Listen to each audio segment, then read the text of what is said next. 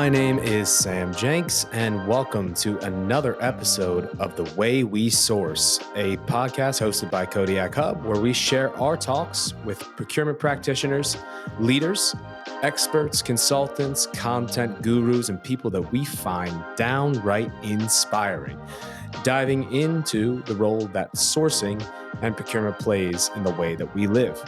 Today, we have the pleasure of hosting process optimizer, sourcing expert, advisor to global procurement leaders, a man who brings 20 plus years of experience within procurement, sourcing, and supply chain consultancy at companies like KPMG, Deloitte, PwC, and currently serving as Capgemini Invent Director, Hubert Verweij. Hubert, welcome to the show. Thanks, Jem. Thanks for inviting me. I'm really, very curious about our dialogue and to share my experience a little bit about one of my favorite topics today. So, thanks for inviting me.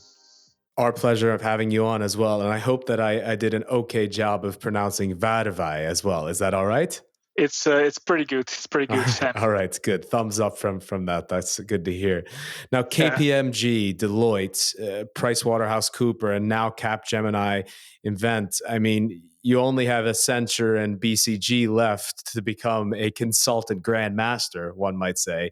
I have to ask, Hubert, how did you wind up in this world of management consultancy? And why do you continue to be there as well?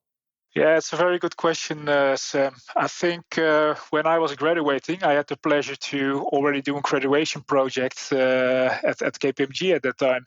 And I think for all the cliche reasons, I really liked it. It was about traveling. It was about meeting people, seeing a lot of different companies, and working with a lot of bright people just around me. Yeah. So directly after my graduation, I had the pleasure to join KPMG at that time. And as said, I like it so much that I spent 15 years in consultant.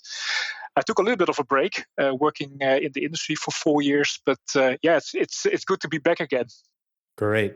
And we love to start on a question that's a bit high level, but we always love to get a different take, and we ask it to most of our guests. I'm curious, Hubert, what exactly does sourcing and procurement mean to you?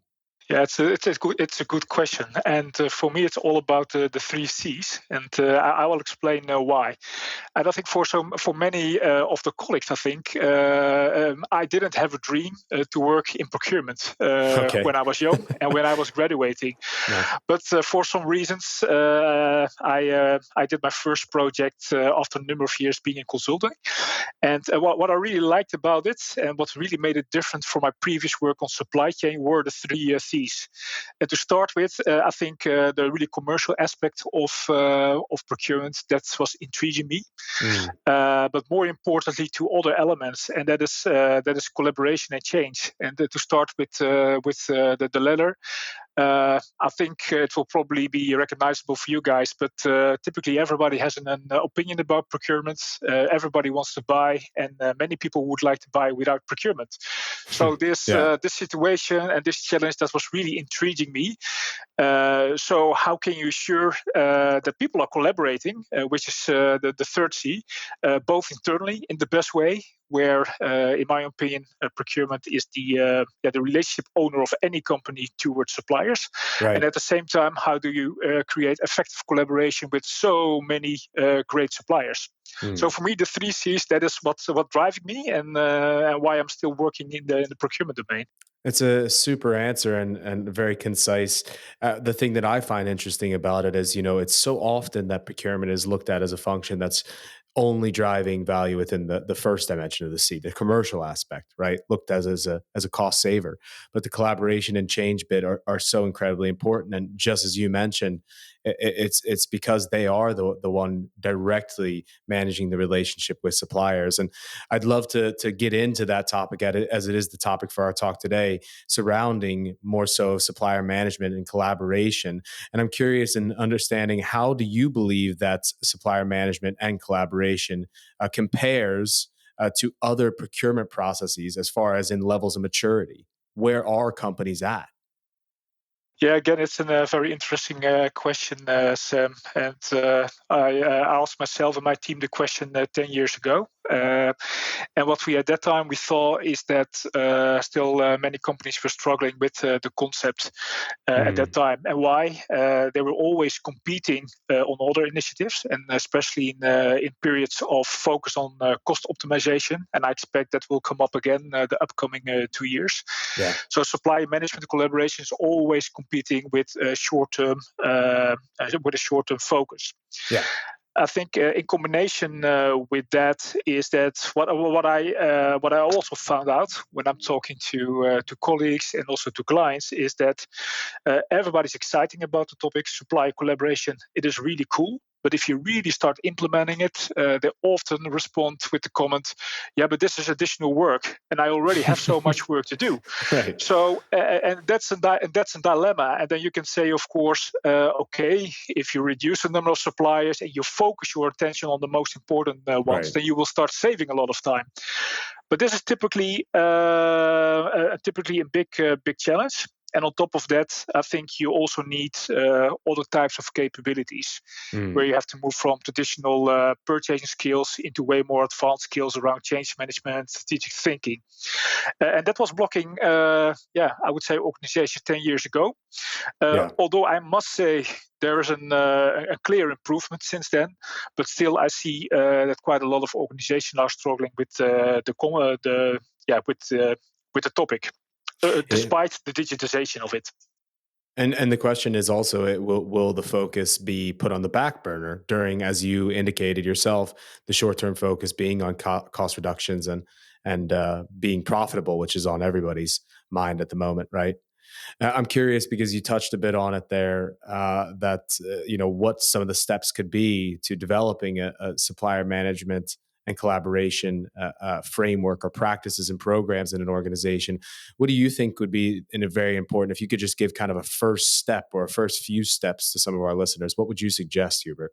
Yeah, but what you typically see is that companies, often supported with consultants, start with the infrastructure. And what I mean, systems, process flows, governance structures on paper, right. Which is all needed. I think the most important topic to start with is to really organize that that also CXO level is really want to change. So it's, in my opinion, a very strong leader-led concept where the CPO plays a very critical role in, I would say, making his peers very enthusiastic about the topic, but Right. also to steer his own people within purchasing. But I think it starts with starts changing the, I would say, the view on suppliers. So suppliers are not your enemy, of course, but if you treat them in the right way, like a customer, that means that they will also open up themselves for innovation, for topics around sustainability. But again, in many cases, procurement is still famous about cost cutting. So I think it starts with changing the positioning of suppliers. But first, changing the position of procurement within the company. And then typically you see that the CPO is still 2 levels too low in the organization hierarchy. And I think that that's a problem that's been identified in a lot of studies during the last 5 years is how do we ensure that the CPO has a voice in the leadership as well? I mean, you kind of touched on it there, but I'm curious, how do you know which suppliers are the right ones to invest time in? I mean, obviously there's Kraljic matrices and the like and different ways to segment, but I mean, is that the best way to do it? Or how do you know which suppliers are the right ones? And in which grouping would you say is the right one to push on collaboration and innovation with? Yeah, I will never debate the importance of the Kraljic Matrix, of course, but I think the model is quite two-dimensional, so to say. So, in my perspective, you need to look at a different set of criteria. Where you focus on what is the potential of a company, but there's also what is the performance/risk profile of a supplier. And based on that, listen to your business stakeholders. So, what is really important to your business, and translate that into the right criteria. And that can be for any organization, but even to any different division or even opco in a company, it can be really different. But for me, it starts with carefully listening what is important to your business, but also carefully listening to your supplier. And why saying that? Of course, you can follow clearly follow what is important for your business stakeholders. But also important is, do you have the right fit with your suppliers? Right. Sometimes it's too much focus on spend and on risk. I call it the hard-coded part of segmentation. But at the same time, how's the ratio and size between your company and the supplier? What kind of is there a cultural fit? What kind of culture does the supplier show you? Is it a farmer or is it like a hunter? So I would say those criteria are equally important as the more hard-coded segmentation criteria. But it starts with listening what is important for your business. Yeah. And then as procurement, map that with the right stakeholders and the suppliers. So taking maybe in also a broader criteria of what segmentation can entail, not only looking at more quantitative aspects, but also qualitative. And I think that that's a good segue into a topic that I actually was very interested in because, cost savings and spend, I mean, these are things that are easy to analysis. It's hard data that you're able to manipulate and twist and turn. I think it's equally the same for other aspects related to supplier management, such as, for example, ESG aspects, whether it's business practices or real outputs, right? These are measurable things. You either have an ISO certification or you don't. When it comes to the management a bit, when it comes to collaboration and innovation, it can be really difficult to measure. Are there any KPIs that you see could be followed to really measure that business success? Because obviously it's going to come back to the CPO or the leader in the procurement organization being able to sell in, this is the concept and this is why it works and here's the ROI. Where is that ROI? What are the KPIs? Yeah, it's a very interesting question, Sam. And typically, when my clients are calling me, some of the clients are asking me, "Okay, what is the business case?" And then they ask me, "Can you help us to build a business case?"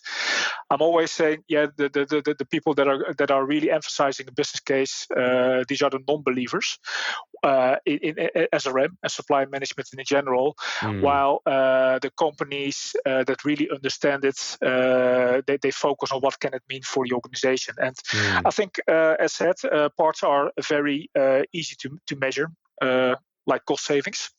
I also think it's very important to do proper storytelling. Tell your business counterparts, but also your suppliers, what kind of big business disruptions did you have, and how was that impacting your business operations? I always believe risks are selling.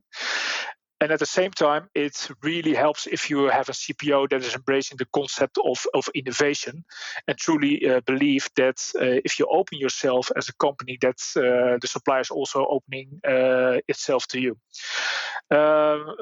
In some cases, I help clients also with introducing more relational KPIs. So besides OTIF, what is the quality of the relationship? Typically, of course, you cannot really measure that, but what I often tell, make a rating from 1 to 5 or 1 to 10, but then a discussion internally between the different functions, but also externally with the supplier. That is where the magic happens. Right. So don't fall into the trap to make it completely quantifiable. That is not important. But focusing on the relationship aspect is important. But also, I would say, introduce KPIs that are not only lagging, so output driven, but also which are really driving behavior. Yeah. And maybe it's a bit of a cliche, but if you spend proper time in good training and in good coaching, then my hypothesis is that processes will be way more effective, and that will also mean in a better financial performance. While the focus is often on OTIF and quality complaints, and then typically the problem already happened. So leading KPIs instead of lagging KPIs only. And it's sometimes, and I think it's a great point. And the leading lagging element is so important when you're looking at measuring. I mean, we have a million different KPIs in our business as a SaaS organization, and we're also helping companies to be able to adjust those things in our solution. And you hit on something that's so core to supplier performance in the way that we identify it. We have 6 different criteria ourselves, and this isn't about us, but it's supply chain quality, sustainability. Those are hard output data points, right? You have lead time, you have complaints, you have emissions, right?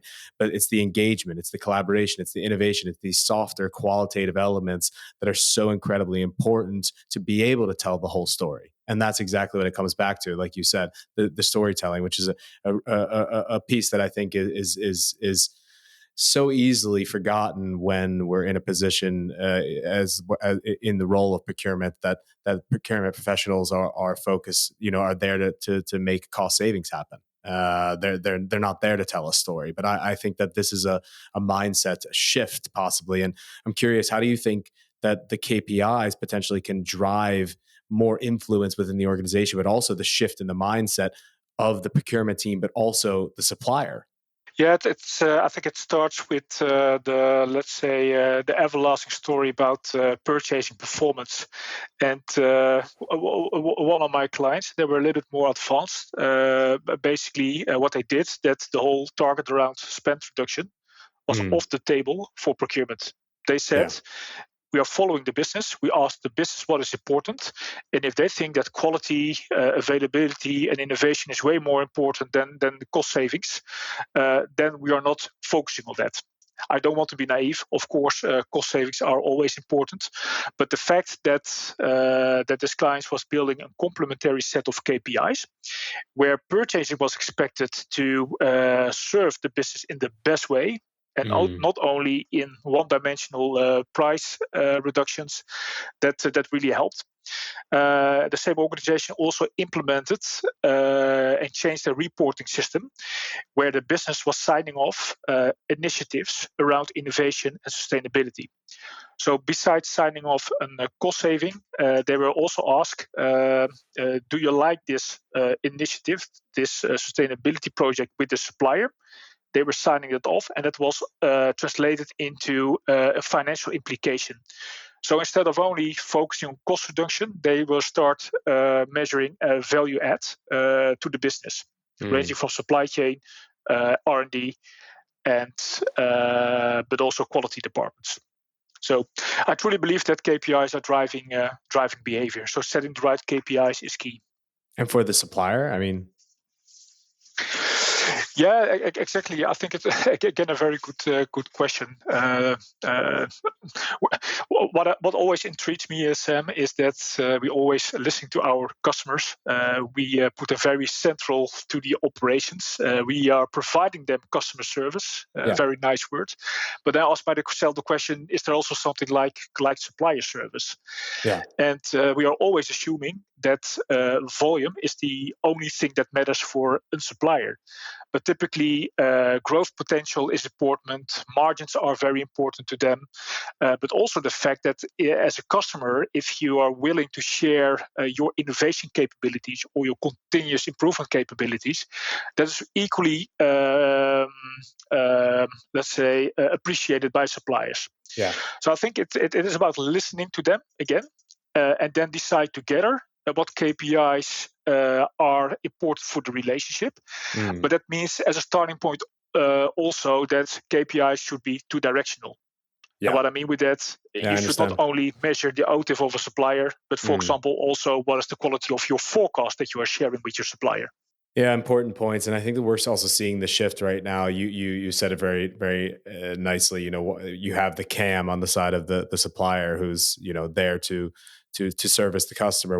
But we also are seeing that the vendor management, the supplier management function is continuing to grow in organizations where it is, like you said, that kind of two-way relationship, and hearing the suppliers is becoming so incredibly important, and can also be a way to incentivize them as well. Sharing with the supplier your strategic goals. It's always the question, let me see your roadmap, let me see your future, as from the buyer side to the supplier. But it's important to know that as a supplier, that you should be able to ask those questions back. And that is, again, isn't that at the core of what collaboration is all about? And I think that it's something maybe that we can easily forget when cost is in focus, or volume is in focus. So it's really great points that you're making.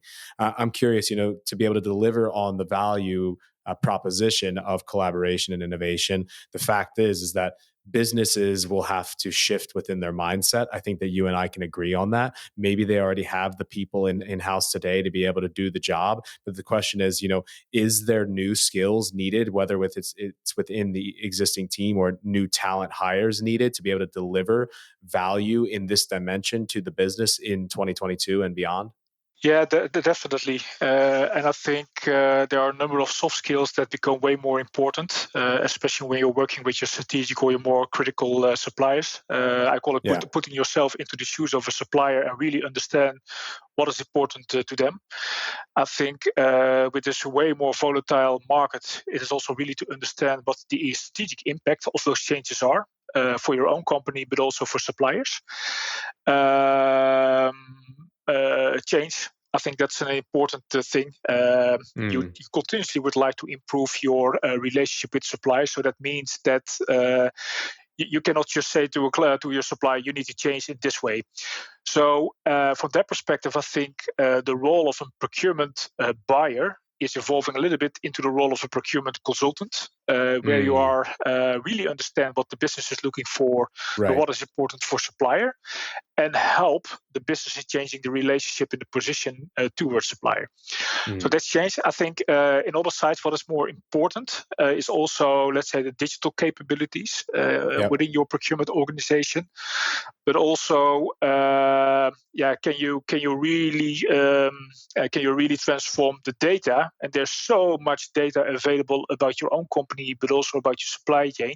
Can you really change that into useful information? Yeah. And I think, of course, this is typically not what a supplier is doing. What a buyer or a category manager is doing. No. But in the organization, typically landed in a center of excellence, you need to have those digital Yeah. and analytical capabilities to help the category manager. And we wrote a blog about the rise of the procurement excellence manager or team, and it is a function that's continuing to grow. 46%, I think it was, of CPOs said that they were planning on creating new roles within the space, and all of them were kind of cross organizational within the procurement team, support functions or enablement functions, like you mentioned, related to risk, related to sustainability, related to digital, but delivering value in various dimensions as a support role, which is that procurement consultant bit that you were hitting on. Very, very, very, very relevant, and I think that it will continue to prevail in teams. And with on the topic of digital, if we could just pause there for a moment and ask the question, as we all know, technology, procure tech, this space is blowing up. The fact is, though, is the solutions are only as smart as those behind them, so to say, right? The technology is a means, and we say that as a procure tech vendor. But I mean, how do you believe that procurement technology can truly impact supplier management and collaboration? Yeah, I think, of course, you guys, you're the experts. You know exactly what the purpose of your system is. But I think, let's say, supplier management technology made a big step the last 5 years. We typically saw that the bigger companies didn't have the right functionality. I call it, I compare it with a bionic arm, and I steal that a little bit from a former colleague and said, he clearly said, of course, technology can make things easier. It can make things way more visible. It can make it way more effective. And typically, in the domain that we are talking about, you can really facilitate collaboration between procurement and business colleagues, but definitely also with suppliers. But it's a bionic arm, and that means that you always need the human intuition. We Yep. talk about relationship building, so it enables. And that makes the implementation not easy. If I compare it with procure to pay, it's a rather transactional process. So you can learn people quite easily what they need to do in the system. While in my opinion, regarding supply management, this is way more a management system. So if you don't put something in the platform, nothing come out. So Yeah. that makes that the focus on adoption during the implementation of platforms like Kodiak, full focus on business adoption, explaining why it is so important, but also at the beginning, start small. You need to follow the people that are really enthusiastic about it. Let them show success before you are rolling it out to the bigger organization. Because a supply management, for all the reasons that we mentioned before, is not an easy concept to implement.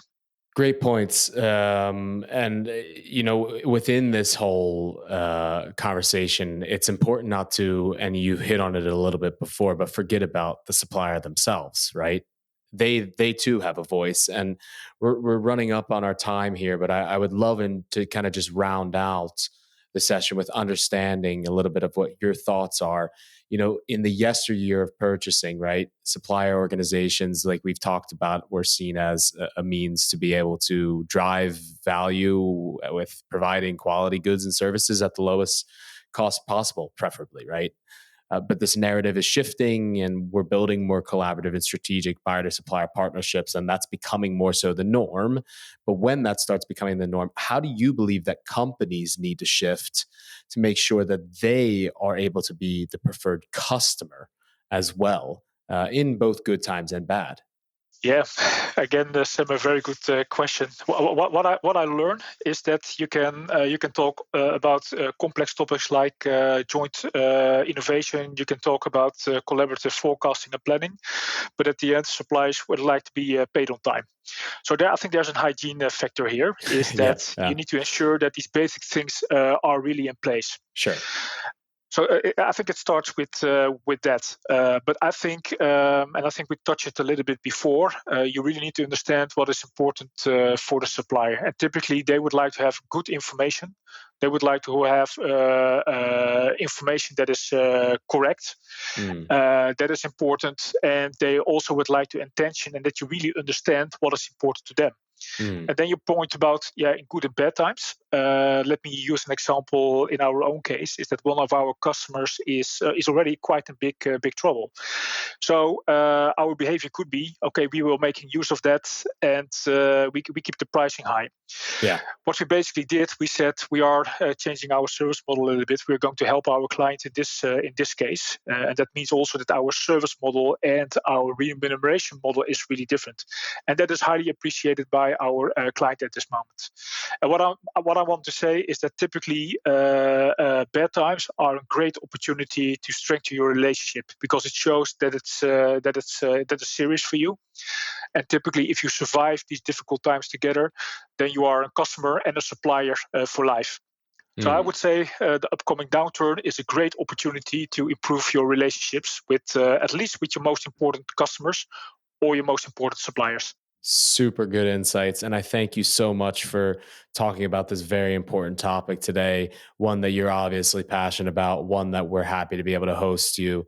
We want to just round off on a little bit of a lighter note, if it's okay with you, moving into what we call our quick fire round, where I'm going to ask you questions that have absolutely nothing to do with anything that we've talked about up to this point in time. So, what I want from you is quick fire, a response with either one word or a sentence, to be able to let the listeners also know a little bit about the man behind the Sure. management consultancy lens, so to say, Hubert. All right. I'm very curious, Sam. So go ahead. All right. So, favorite color? Blue. Same here. If you could eat dinner with one person that is alive, who would it be? Marco van Basten. Okay, I'm sorry. Now we need to elaborate slightly. Who is that? Marco van Basten is one of the most famous soccer players from the Netherlands. All right, and I He's a legend. apologize. He's a legend for soccer Okay, for soccer fans, I would say. for the orange, understood. Yeah, definitely. If you could choose, what is your favorite word? Either one to be able to say or to use. Passion. And with that, it's very obvious that you have quite a bit of it, Hubert. We appreciate you taking the time to sit in on this episode of The Way We Source. If you want to get in touch or learn more about Hubert or Capgemini Invent, then I'm sure that you could link in. Maybe you could tell the listeners how they could be able to reach out or get in touch, Hubert. Yeah, as you said, Sam, I'm very passionate about this topic, and I'm happy to share any learnings or opinions. So don't hesitate to contact me on LinkedIn. Happy to be connected. Fantastic. And I'm happy to be connected to you, Hubert. Thank you again so much for taking the time to sit in on today's episode of The Way We Source. Until next time. You're welcome. Bye bye.